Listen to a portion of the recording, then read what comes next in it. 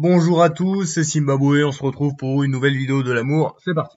Donc pour le 21 novembre, c'est l'anniversaire donc du célèbre blocus continental, hein, évidemment, par Napoléon Ier, donc évidemment, donc qui est officialisé par donc le décret de Berlin, évidemment, donc signé par Napoléon Bonaparte, donc qui déclare, voilà, le blocus continental. Pour ceux qui ne savent pas, le blocus continental, c'est en fait la France, donc qui voulait empêcher le Royaume-Uni de commercer avec tous les pays d'Europe.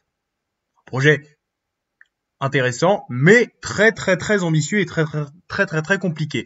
Et vous savez qu'en fait le blocus continental, c'est un projet qui a mis des années à se faire, hein, évidemment par Napoléon, parce qu'il devait faire des traités avec tout le monde et en même temps il faisait plein de guerres, et un projet qu'en fait que Napoléon n'a jamais vraiment réussi à faire, parce qu'évidemment c'était beaucoup trop dur.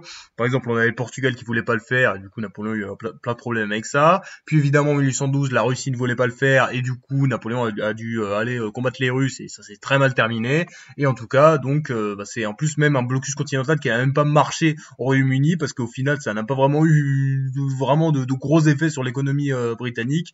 Et donc vraiment, c'est pas quelque chose qui a marché. C'était beaucoup trop compliqué à faire. Donc le blocus continental. Donc coup dur pour Napoléon. À retenir.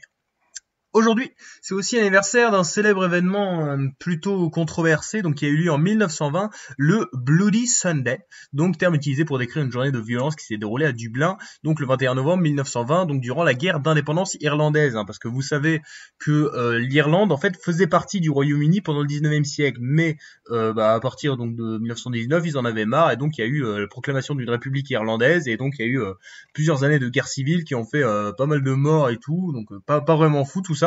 Et donc le Bloody Sunday, qu'est-ce qui se passe? Alors en fait, ça commence avec donc l'IRA, donc qui était l'armée de la Nouvelle République, donc qui est dirigée par Michael Collins en fait, et ce type donc décide donc ordonne l'assassinat d'agents britanniques. Du coup, il y a pas mal de ces agents, voilà, 12 de ces agents qui sont exécutés. Et du coup, donc déjà on a un climat un peu de merde. Puis ensuite donc voilà, Croke Park, donc on a un match de football gaélique, bon en gros un match de rugby qui se déroule. Et on a donc un groupe paramilitaire donc qui appartient à la couronne britannique, l'Auxiliary Division, donc qui arrive et qui tire sur la foule. On parle de 14 morts, 65 blessés, les plus jeunes victimes avaient 10 et 11 ans.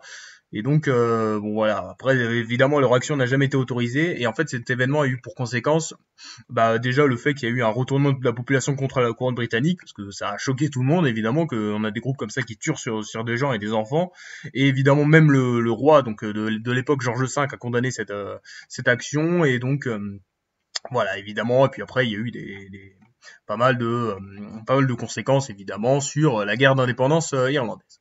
Donc voilà, événement à retenir. Mais après, je tiens à dire que il faut pas confondre le Bloody Sunday de 1920 avec le Bloody Sunday de 1972, qui lui concernait les événements d'Irlande du Nord. C'est à peu près au même endroit, mais c'est pas vraiment le même contexte. Voilà, à retenir. Et aujourd'hui, c'est aussi l'anniversaire de la mort d'un homme, un homme très célèbre, François-Joseph Ier, donc qui est mort le 21 novembre 1916 après 67 ans et 11 mois de règne, donc en tant qu'empereur d'Autriche. Là, vous voyez, il a changé sa photo de profil, hein, Wikipédia, ils se sont dit, ouais, on va le représenter en jeune, il est plus stylé. Pourquoi pas. Donc François-Joseph, évidemment, on est en 1916, hein, la guerre, on est en plein dans la guerre. Bon, l'Autriche-Hongrie galère un peu dans cette guerre.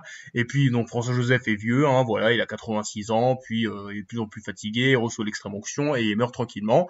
Donc voilà, après c'est la mort d'un empereur donc qui a essayé pas mal de guerres, mais qui n'a jamais vraiment réussi, hein, c'est-à-dire que l'unification de l'Italie, échec, hein. Après la bataille la guerre contre la Prusse, échec. La Première Guerre mondiale, échec final.